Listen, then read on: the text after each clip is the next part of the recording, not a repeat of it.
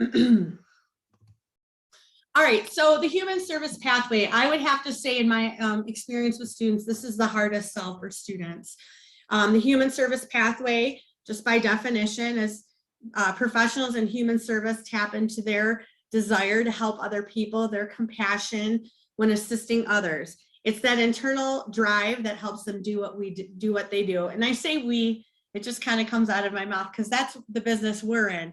We're in education, but we're focused on the human service portion or the human portion of education. Compassion helps human service professionals understand the experiences of their clients. It allows them to put themselves in the shoes of others and come at a more enlightened solution. In my work, the most popular field, and probably in your work, if you want to contribute in any way, please do, is psychology. I often have students who will say to me they want to be psychologists, and they don't understand the breadth and the scope of the preparation to become a psychologist. And in particular, that's why I invited Tiffany to speak with you all today about that journey, because she is a licensed psychologist and she can talk to you about all the other access points. So when our students are talking to us and they want to go into the mental health field, again, as I mentioned, most often than not, they say this because they've had probably a positive experience in which somebody in mental health helped them in some way better their life. So it's okay to be real with the students. I'll say to my students, do you understand psychology? You generally have to be a doctor or at least a master's level before you ever see money in the bank. So it's very important that we help them start with that term of psychology, and then we help expose them to all the different ways that they can help people in society and be able to contribute to the greater good and help make people feel the way someone made them feel. So again, it's oftentimes inspired by a personal experience. Human services encompasses career supporting people in very vulnerable situations such as abuse, addiction, mental or physical illness, advancing age, or poverty. Human and social assistance work in many industries helping social workers, healthcare workers, and professionals provide services to people in need. Whenever we can empower our students to volunteer, to contribute to their community, whether it's a food drive, whether it's participating in elementary level type of reading, anything in which they can use their skills and talents to better the life of somebody else, we are exposing them to the human service pathway. And so students often will go and do something. They may have a requirement for community service, and being able to capitalize on that experience for students and showing them that there are lots and lots of career opportunities and lots of avenues for them to be able to pursue a very meaningful career that isn't necessarily rooted in hard and fast psychology or psychiatry. You know, these are things that we need more so in this society more than ever. We need strong students who have gone through difficult times, that have the ability to be resilient and contribute to society and make a meaningful career out of it. So you'll see a list in front of you: case managers, community outreach workers, counselors, crisis advocates, intake interviewing specialists, mental health associates, probation officers, rehabilitation specialists, youth workers, corrections counselors, job coaches, rehabilitation specialists, and social service specialists. Those are all different branches underneath the human service category that we don't often expose students to because we might not know they exist. As school counselors, we probably more than anybody know they exist, but those are great areas. Those are great meaningful careers that we need in our society. And we want to be able to have opportunities to bring those into our schools for our students to learn about. We often look at the trades, we look at medical, we look at IT, those big career pathways that we think are popular and in demand. But even though we're going to an automated world, we are still human beings and we need human connection, and we need these types of careers to be filled. And we want our students to feel inspired that there's a place for them if they desire to help people. So here's the negative part of not negative, but it's a difficult journey if we have a student that does not have educational grit in high school and they want to go into some type of mental health or human service field, truly to be able to make wages, to get rooted into those careers, most of those careers require some type of bachelor's degree. So there's not a ton of stackable credentials with that particular career path, with this particular career pathway. So that's a tough sell, because when our students take psychology class and sociology, maybe in high school, and then they take psychology at Macomb or a community college or at a university, they see that psychology is very much a science versus a warm and fuzzy. And so we need to get our students into those psychology classes at the college level as soon as possible and encourage them to, because that's going to open their eyes that they may need to look at other pathways within the human service field. And hopefully it steers them into those other ones that were listed on the screen before. We have to be honest with our students when they are looking at these pathways, that the ones that are the things that I think they're envisioning require master's level education. Again, our students of concern where they may not have that educational grit, but they've received mental health support and they want to give back. We want to encourage them to start off at the community college, get themselves into volunteering, giving themselves the opportunity to give back to society, and hope that that process inspires them to find their niche within human services. Another resource I want to share with you is called Share Detroit. Share Detroit, and this link will be provided on Macomb Engage. But Share Detroit is a brand new website. It's like a Google search for the Tri-County area for volunteer nonprofit opportunities. So if you have a student that you're career counseling, or if you have a group of students that you want to do a service project with to inspire them to go into the human service field, you can go to Share Detroit. You can type in Macomb County, Wayne County. You could type in animals. You could type in food banks. You can type in any type of human service type of organization, and you'll see it'll bring up all these great volunteer opportunities for your students. And so encouraging your students to get into some type of service project. Maybe it's working for the foster homes. Maybe it's working for adoption agencies, taking care of animals. Those all fall under that umbrella. And if we can expose our students to community service, we will then motivate them to continue to look at this as a career option. So I will say, I'm keeping it real. There's not a lot of money to be made, as we know, as school counselors and educators. We're not in this business to make millions and make six figures and get rich. It's a labor of love in the beginning as you start to build your career.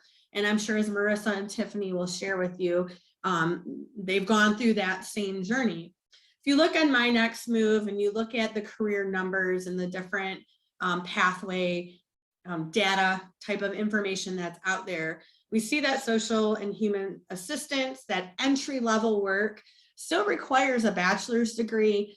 In some instances, you can have an associate's degree, but in the job outlook, it's bright. We know we need people helping people. That's what the world needs. We need more love. We need more support, and we need it more than ever. But the wages are pretty low. They're as low as a starting teacher in most districts. And so I just want to make you aware of that. At Macomb Community College, and if you're joining us from different counties, Henry Ford, Wayne County, Schoolcraft, they all kind of have this same entry-level baseline exposure courses. So on the left-hand side, I just gave you a sampling of all the different courses that are available at Macomb Community College.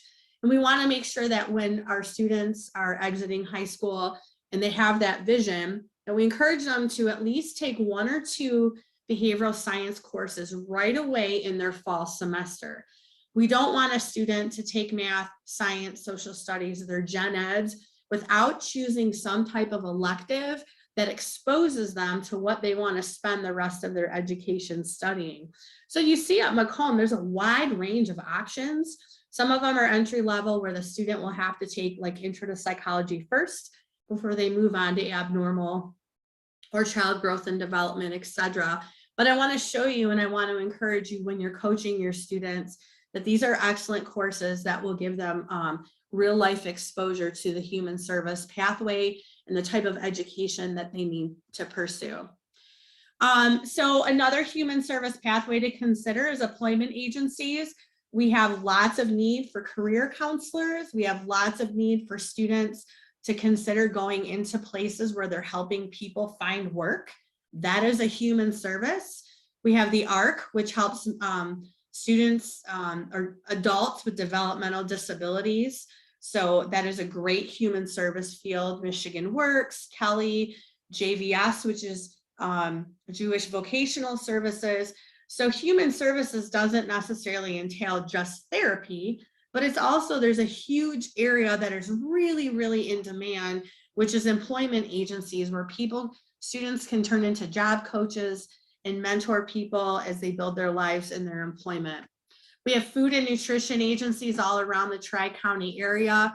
This is also a field in human services students should consider.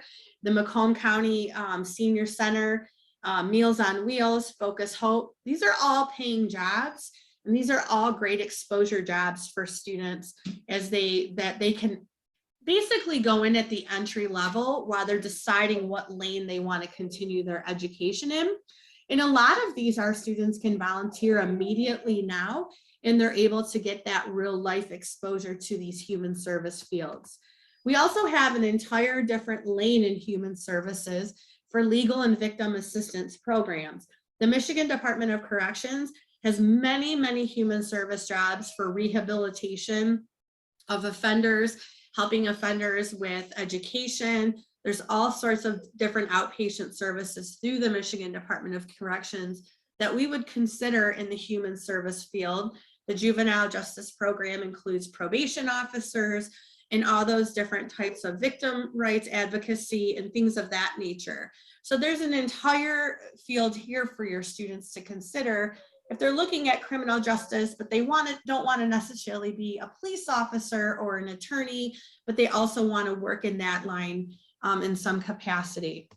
We also have multi-purpose service organizations. Marissa represents today an adoption agency. We have foster care agencies, domestic violence shelters, and our aging population definitely needs significant help and resources. And so that is a whole other area for our students to consider. Public safety is considered a human service. We have relief organizations, the United Way, public safety officers, firefighters, EMT. So those kind of fall under, some of them fall under public safety, but really they all fall under that human service umbrella as well. We have youth development organizations, Matrix Human Services, Big Brothers Big Sisters. AmeriCorps is a great option for students. I know I'm going really fast for these, but I just kind of want to bring your attention to those, and you have the opportunity. I'll make sure all those links are available for you to explore further. I want to focus on AmeriCorps right now. So if you have students that want to go into human services, but they might need maybe a year after high school and they need additional, maybe that gap year, but a gap year to work and focus on a future, AmeriCorps is a phenomenal organization in the Metro Detroit area and nationally that provide our students exposure and opportunities to work and contribute to society in some way. They get a living stipend. It's humble, but they get one. And they also get a grant to help further their education. So taking a look at AmeriCorps as an option for your students is also a great way to say, you know what, you don't have to dive into like a psychology program or a public safety academy. Let's give you a year going out into the world and working, getting a stipend, and really finding where your niche is, whether it's building houses, working for Habitat for Humanity, working back in schools. AmeriCorps covers all the different human service lanes. And so they're really a great option for students. And I would highly suggest you look into that for some of your students that need that extra year. So it's my pleasure to hand off to, next to Tiffany Claw. A little bit of a secret, insider secret about Tiffany. I was her high school cheerleading coach, which cracks me up. I couldn't be more proud of Tiffany. She has, she's a founder of Star Behavioral Consultants. She has done some incredible work, and specifically in the with autism students. But what I love the most about my connection with Tiffany is I've been able to send early college and Macomb students over to Tiffany And she has prided herself that her institution is also a teaching facility. And so we have early college students that had a chance to go learn about this human service field. That's Tiffany's specialty. So she's going to spend some time talking to you today about her lane in the human service field, specifically with autism and behavioral therapy. And then Tiffany's going to hand it off to Marissa, who is one of my former early college and Macomb students who worked with Tiffany and who's gone out into the world and doing some amazing things with her new position as a social worker. And Tiffany is a graduate of L'Anse Creuse High School. And Marissa, you were Warren Consolidated. Were you Mott or Cousin? I think you were Warren Mott. I was Mott. Warren Mott. Okay. So Tiffany, I'm going to stop my share and you have the floor. All right. Hello, everyone. And thank you so much for having me, Sarah. I'm glad you divulged that I was a cheerleader in high school. So thank you for that. So another fun fact about Sarah is she happened to marry into the family of my best friend. So we see each other at some of the Strobeck family parties also, which is cool. Okay. So Sarah has invited me. I'm sorry. I'm trying to figure out how to share my screen here. It's not. Hold on, give me 1 second here. No problem. It takes some time to figure it out. All right, where do we go? It's like, you see the bottom where it says share screen, the green arrow. There we go. I had to share my window. Okay, can you guys all see this? You're good, Tiff. All right, perfect. So I'm so grateful that Sarah invited me to present because we've been chatting. And all of those things that she was saying, we see firsthand here in the human service field. And quite honestly, I was in the position that probably a lot of you are in as well, of just not knowing what real life in the mental health world brings.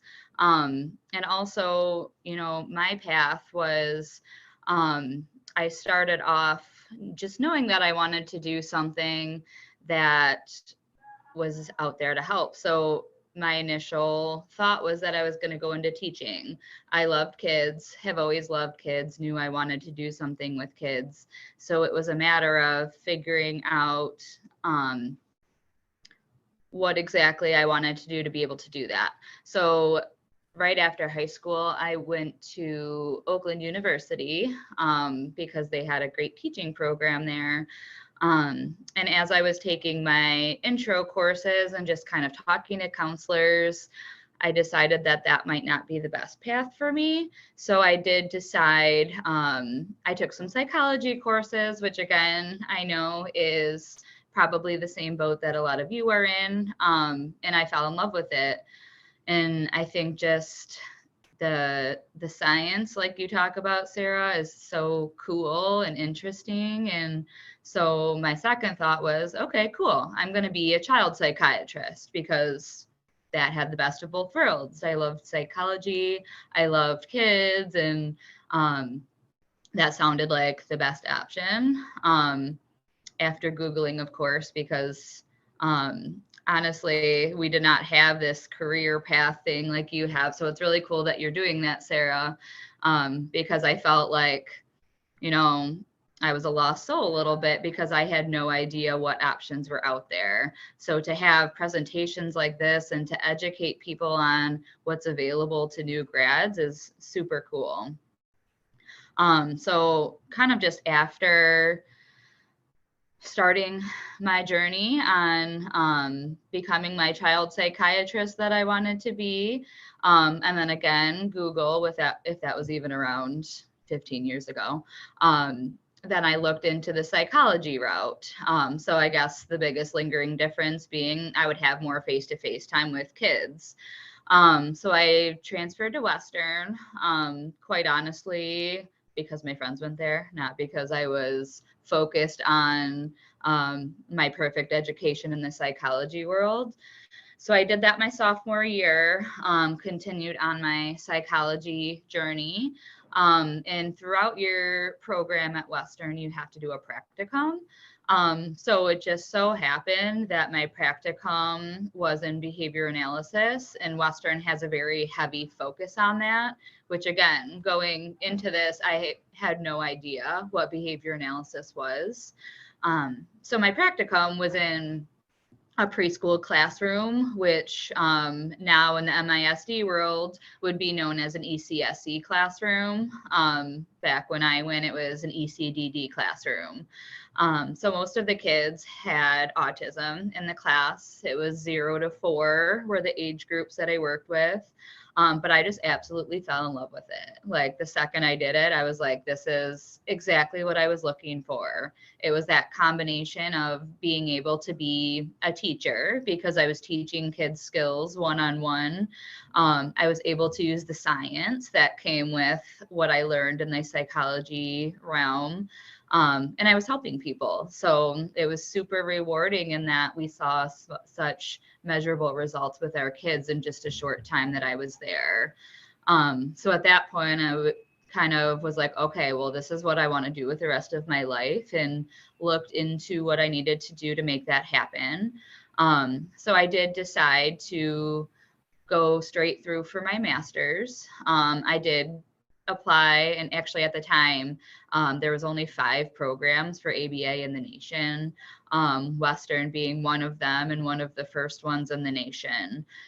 So I applied, got in, and then went straight through my master's during that time. And just to kind of mention too, I added this in here because Sarah talked a lot about just the mental health field in general and how people usually have some type of connection or something that makes them want to do that. And quite honestly, that wasn't the case for me. I kind of didn't know what I wanted to do. I had 0 connection to anybody with autism, disabilities, anything like that. So my experiences were not personal, but I'm just super passionate about it. So I feel like that's probably different than some others who may be looking to get into this field. So just to kind of clarify the paths that I took, I did pursue my bachelor's degree at Western, and I did double major in psychology and sociology. My plan was psychology because that was required to be in the master's program for applied behavior analysis, which if you do go that direction, that is one of the common degrees that are allowed. And then I was close because sociology was a minor, and I was really close credit wise. So I ended up just double majoring because it made sense. And I felt like I learned a lot from that second degree as well. And then I did go on to pursue my master's degree, which was specifically in applied behavior analysis. And specific to the program that I attended, we had an emphasis in autism and organizational behavior management. So in a little bit, I'll talk a little bit about what the 2 of those things are and what you can do with those. And just kind of a little 2 cents on that too. So the board website that allows you to become a board certified behavior analyst, which is my position, there are other master's courses or degrees that you can hold. So social work is one of them, special education is one of them, psychology. So if you look online, there's a lot of different avenues that you can take if you don't want to specialize in working with children with autism. So just a kind of quick snapshot about my journey as a BCBA or a clinic owner. I guess I kind of have a dual role. So I did start as a practicum student in a school setting. So at the time we were called tutors. Most centers now call the role a behavior technician. So that entails working one-on-one with usually children with autism. From there, I moved to California, where at that point I had my master's degree and was board certified. So I practiced in schools and in homes. And then I was there a whole 9 months before I moved back to Michigan. Autism insurance passed in Michigan in 2013. So I actually moved back in January of 2013 and helped build a program in one of the large health centers in the area. And then I worked for 2 different centers before opening STAR. So both centers were all applied behavior analysis services that we provided that type of service to children with autism spectrum disorders. So I did open STAR recently in June of 2019, we opened. So it's been about 2.5 years. So I was kind of at a point in my career where I felt like I was ready for more personal growth, but also there's a lot of centers out there. So a goal of mine was to figure out what was important to me in a center and be able to see it happen before my eyes. So that was kind of my purpose there. So just a little bit more information about what ABA is. I do have a short video here for you guys. This video is actually on our website, and it was created by Christy Schoaf, who's also a board certified behavior analyst. ABA stands for Applied Behavior Analysis, and today is the only. Can you guys see the video? We can hear it, but we can't see it. Okay, let me try to share this too. I'm gonna do unshare and then reshare. Okay, yeah, I'll try to do that.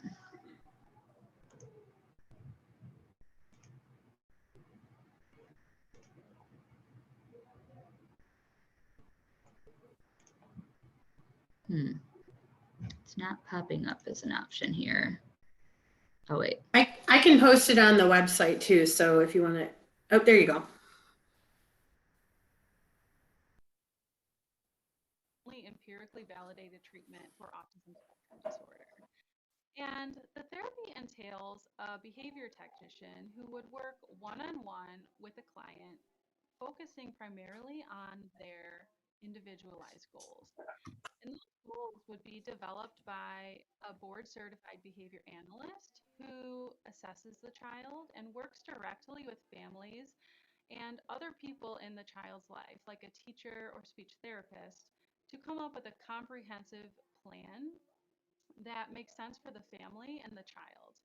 So the behavior technician works one-on-one and is using the principle of positive reinforcement to increase desired behaviors or things we want to see the child doing. So common goals that would be implemented in an ABA clinic can span a variety of skill areas. For example, communication and understanding language, helping that child understand what is being spoken to them by their parents and helping them communicate their thoughts and their wants and needs. Other things include social skills such as eye contact and maybe playing with friends appropriately. We also work on independent living skills, helping them kind of get through their day more independently with maybe teeth brushing or feeding themselves or getting dressed, things of that nature. So ABA can be considered an intensive treatment, but really all that means is it's one-on-one as opposed to maybe a classroom where there's one teacher and 10 to 30 kids. Additionally, it's time intensive. It typically ranges from 10 to 30 hours a week. And we find that it's most successful when the client has a consistent schedule and a consistent behavior technician who really gets to know them and understands, exactly how they learn, and they can alter their teaching strategies to fit the client's needs. If you have any other questions or anything specific to your child that you'd like to talk with me about, please reach out. I'd be happy to talk to you via email, or you can call us at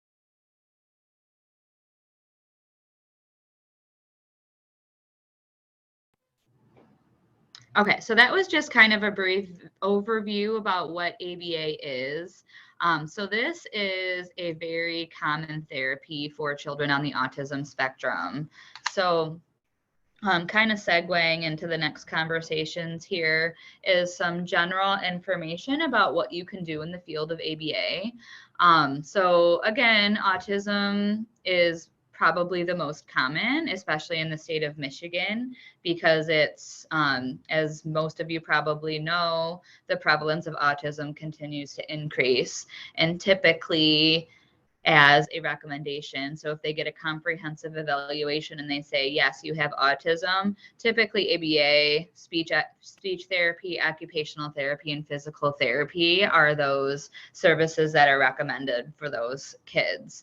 So that's kind of the most common, and I guess just logistically, probably the easiest one to find a job in, because there is such a high need, especially in the state of Michigan, for a service provider in that world. But ABA is an evidence-based therapy. So again, I'm super passionate about it, of course, but it just is really cool. So like I said, it's that combination of teaching, psychology, using science, having fun, and helping kids all at the same time. So quickly, I'll review this slide just about some other things that you can do in the field of ABA. So if you did decide to move forward and pursue a master's in applied behavior analysis, these are some of the things that you can do. So again, autism therapy is one of the most common jobs that you can get. FBI profiling. So for those of you Criminal Minds fans, you may have seen that they do have a behavior analyst on staff. Sounds very interesting. So a lot of people do double major in criminal justice. Honestly, I do not have a lot of information on that, about how to get a job, if those are hard to come by, what that looks like. So I encourage you, if that's the direction that you're interested in, to make sure that you could actually get a job doing that role in Michigan, if that's where you want to live. Animal training is very common. So a lot of times the certification is not really required, but it also just kind of, you may see like a lot of the reinforcement principles and evidence-based procedures are utilized in training animals. So it's a good background to have if that's, something that's of interest. Business management. So that is up above where I said my second major emphasis was in organizational behavior management. So that is using the principles of applied behavior analysis in a business setting. So looking at principles of reinforcement and structure and systems analysis, which might be boring to some people who are looking for a mental health degree of some sort, but to me it's very interesting. And honestly, a lot of what I've learned in school are some of the things that I utilize for STAR. So again, being a business owner, but also a clinician, I'm able to utilize both of those things when I am working at STAR. And then occupational safety. So this is like safety hazard training and things like that. We talk about all of these behavioral principles as it applies to like safety in the workplace, and those can be utilized and overseen by a BCBA to help make sure workplaces are safe and hazards are eliminated. So I'm just going to quickly go over this. I think I'm probably running short on time here, and I want to kind of focus on the technician role. I kind of talked a little bit, or a lot actually, about what ABA is, what STAR is. So we are a center-based facility. We have about 30 clients that come to us daily at a time. Most of them have autism because that's what insurance will cover. So we specifically work on teaching ways for them to better communicate, socialize, and help with behavior management. As Christy said in her video, most of our therapy is intensive. So most of our kids are here all day or half day, or some do come in the evening after school if that's what's tolerated. Here are some general positions that we have.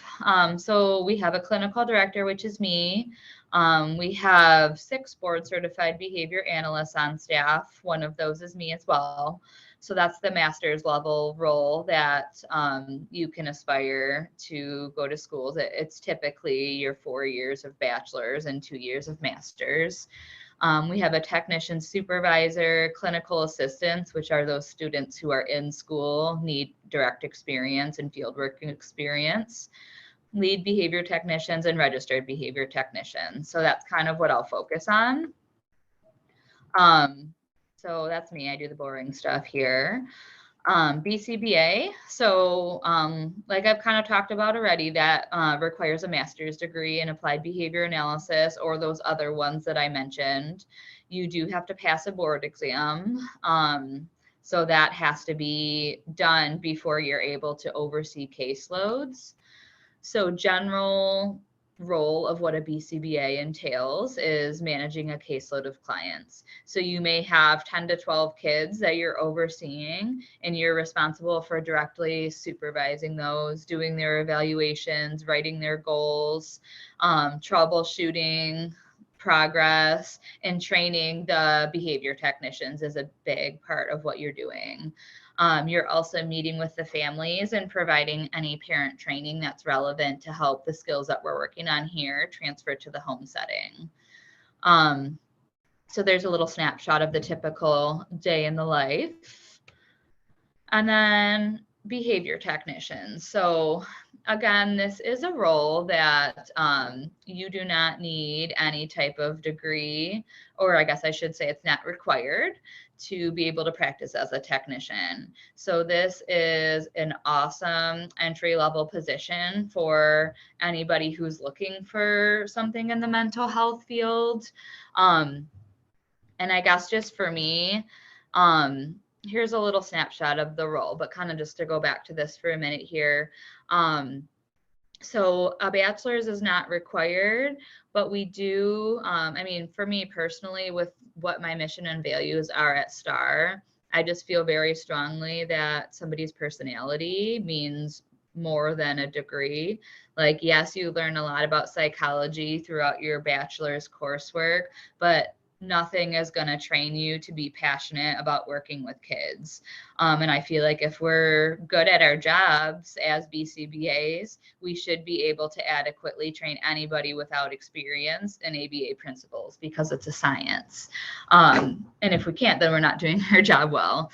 But I think to me, like if I have 2 applicants, one with a bachelor's, with a lot of experience without the right passion or desire to learn, over somebody with 0 experience with kids, but I can like feel the passion in the interview, I'm going to hire that person, because that tells me that they're going to be great with the kids, which obviously is more important than anything, but also like the willingness to learn is invaluable too, because ABA is such a training and learning field that you just have to be feedback driven, and you have to be able to respond to learning new things, because that's how your kid's going to grow.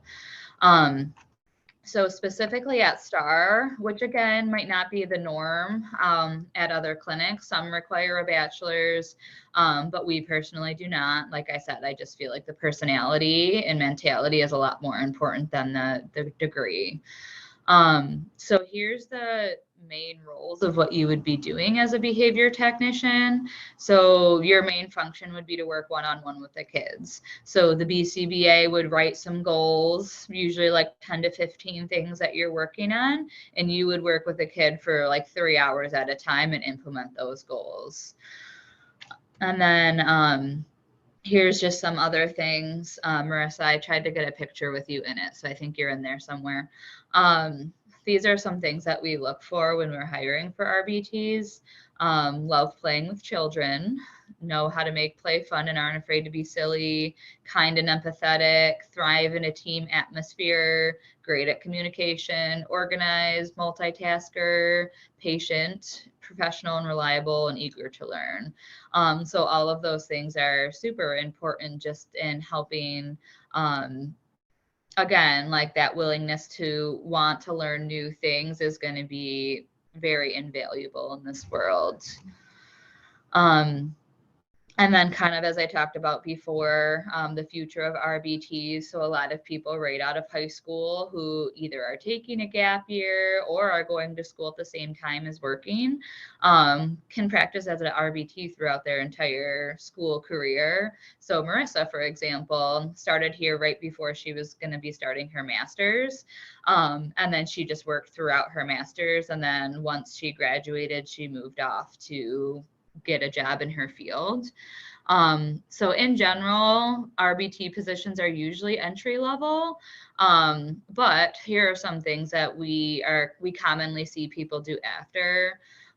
We've had some people stay in RBT because it is a really awesome job and it is super rewarding, and people love the face-to-face, on the go learning with the kids. Some people pursue a BCBA, so they go for their master's and become a board certified behavior analyst and become a supervisor of RBTs.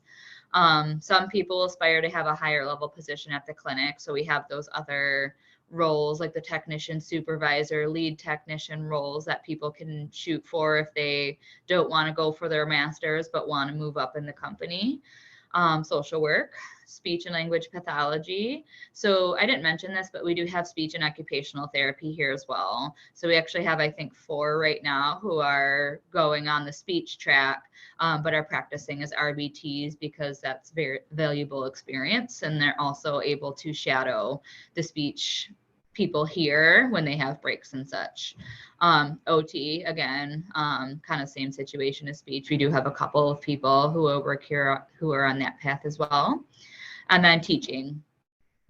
So that's another common avenue that people take. So kind of on both ends, we get some who want to do teaching because that's what they're doing here and they're passionate about it. But we get a lot of former teachers who are burned out from the field and maybe want to just dedicate their time one-on-one to the child instead of having to function in a classroom full of maybe students with autism or just general education students, because it is very similar to teaching. So we find that that's popular also. And that's it. I know it was a load of information.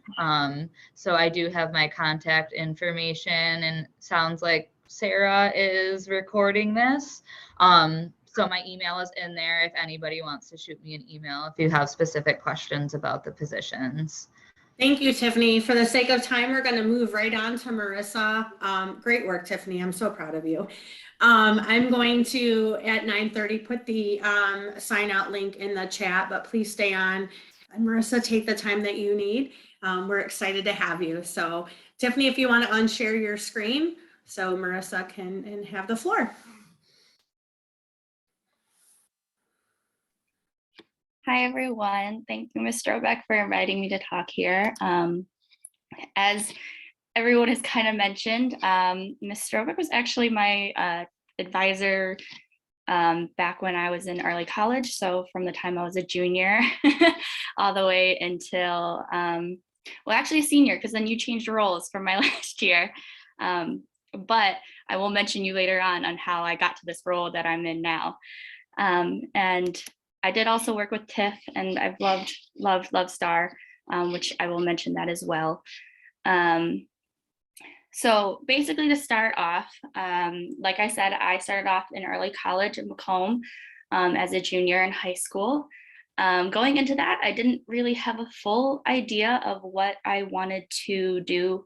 I had an idea that I wanted to be like working with people, I wanted to help people, but what that looked like, I wasn't sure of. I think when I went in there, I thought I was going to be a lawyer. And then ironically, and as cheesy as it sounds, Ms. Strobeck had us do like a career cruising like test just to see like the potential jobs, and adoption program coordinator came up, or adoption counselor. And it was like something clicked. And that was, I knew exactly what I wanted to do. Like that was what I wanted to do. And that stems from my own personal experience of having been adopted, and kind of wanting to be able to do like that full circle of that someone had helped my family create this forever family for myself and my brother. And I wanted to help others to do that as well. After graduating from ECM, I went on to Eastern Michigan University. So I was there for only 2 years because I had acquired my bachelor or my associates through ECM. I got an Associates of Arts with a course focus on psychology. I took a lot of psychology classes at Macomb. So when I went on to Eastern, I continued on with my psychology degree, where I got a Bachelor of Science there. I minored in family sociology and leadership while I was at Eastern as well. And because I had all these credits already like under my belt with psychology, I was pretty much done with my actual major coursework wise. And so I was able to do that double major and really kind of spread my wings of where I wanted to look at and focus. With that all being said, though, I did know I would have to go on to get my master's of social work, because that is ultimately what you need in order to do the position that I am doing currently, at least get any type of, for lack of better reasoning, for better pay, and to be qualified more so than others, I guess. And that's usually what they look for in a recommendation for the career path. So right now I'm finishing up my last year at the School of Social Work at U of M. So a little bit about social work, like when you go for your MSW, you'll have to choose a macro versus micro practice. So that's whether or not you want to work more directly one-on-one with people versus the overall of like communities, or even going into politics and lobbying. So at the School of Social Work for U of M, and every school of social work is different, but they'll have usually pathways that are similar to this. I think U of M just has way more for some reason, but they have 8 specific pathways that you can choose to focus your coursework on while you're in your master's. So right now for me particularly, I am in the welfare of children and families because I want to do adoption, but people who are in this framework are also for school counseling or school social work, anyone who kind of works as a case manager with families, even CPS kind of. But then there's also things like IP, which is going to be more therapy driven, or counseling. You'll do more trauma informed counseling. You can do, what else can you do? You can do, I have a lot of direct placement people, behavioral health. And then there's the things like policy and political or program eval, which are not things that I'm very well versed in. But because research wasn't my favorite, and neither is data visualization, but those are really great fields to go into within social work. And it's something that I feel like people don't always realize are part of a social work role, or that you can go to school for through social work. I will say they probably make the better money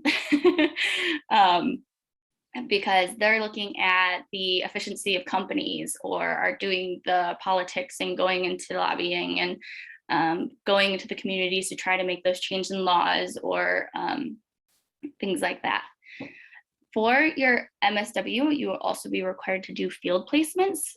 So that's kind of just almost like an internship, but the school will usually place you with specific agencies or places that will be able to give you the best experience for what you want to do. So you'll usually do an application of explaining what your goals are so far, and they will try to place you with a agency or a direct placement place to kind of learn and build your own experience in those roles. So when I was doing mine, or started mine, I had said that I wanted to focus on adoption, and so they placed me at actually an agency that I'm working at currently, which is Catholic Social Services.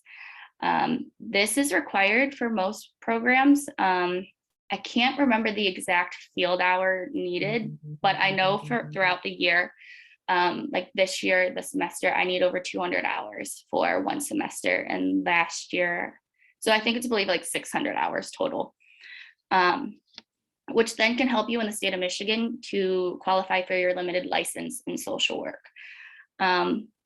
Which is kind of how the social work licensing works in the state of Michigan. It differs for each state, but you'll go from your MSW to then you can try to get your limited license, which then after 2 years of supervision and working in the field, you can get your licensed Master of Social Work.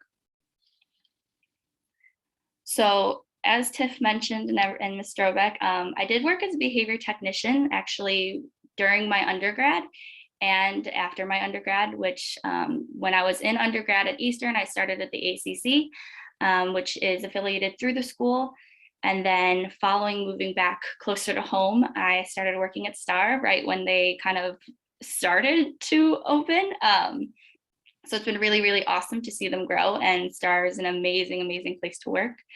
I probably learned the most about ABA and everything there is to do in that role as a behavior technician while I was there. And it really helped build my own skills of being able to work one-on-one with people, work within a collaborative team, as well as being able to interact with families comfortably. Following that, I did get very, very lucky, and which isn't very normal, that at my field placement while I was interning at the at Catholic Social Services, the adoption program coordinator, that was the first program that the agency has ever had since 1958 when they opened. That coordinator was retiring after 20 years of working there, and they were kind of struggling to find someone that they felt comfortable with passing the baton on, really. So they explored the option of me being able to take over that role, even though I didn't necessarily have my MSW at that time. By state requirements, you only need a BS or a BSW to do this role, but the agency itself was requiring an MSW at the time, just because it allows for that experience and that knowledge that you've gotten throughout your MSW career.